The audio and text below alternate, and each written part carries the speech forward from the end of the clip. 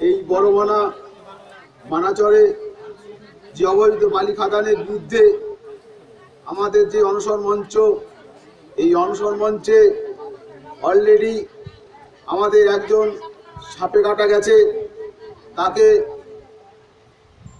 Bankura medical কলেজে admit করা হয়েছে। তার শারীরিক অবস্থা খুবই খারাপ। আর 7 জন বড়জোড়া সুপার স্পেশালিস্ট হসপিটালে ভর্তি। একের পর এক মানুষ দুর্বল হয়ে যাচ্ছে। আর আমাদের সেই রকম প্রশাসনের দিক থেকে, জেলা স্তর থেকে এখন পর্যন্ত ডিএম থেকে কোনো কিছু হেলদোল, ডিএমের কোনো হেলদোল নেই। তিনি সংবাদ মাধ্যমের কাছ থেকে দেখছেন, পাঠাচ্ছেন, বিডিওকে পাঠাচ্ছেন, বিএলআরওকে। শুনুন, আমরা কিন্তু এই আধিকারিকের কথা শুনছি না। আমাদের এই অবৈধ বালি খাদানের বিরুদ্ধে আমাদের এই অনশন চলবে।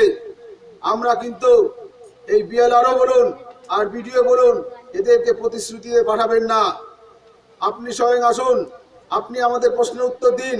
নবান্ন থেকে যদি স্বয়ং মুখ্যমন্ত্রী, মাননীয় মুখ্যমন্ত্রী মমতা ব্যানার্জি কাউকে প্রতিনিধি দল পাঠায়, তাহলে কিন্তু অনশন তোলার সম্ভাবনা থাকতে পারে। পুরো কথা শিওর দিচ্ছি না।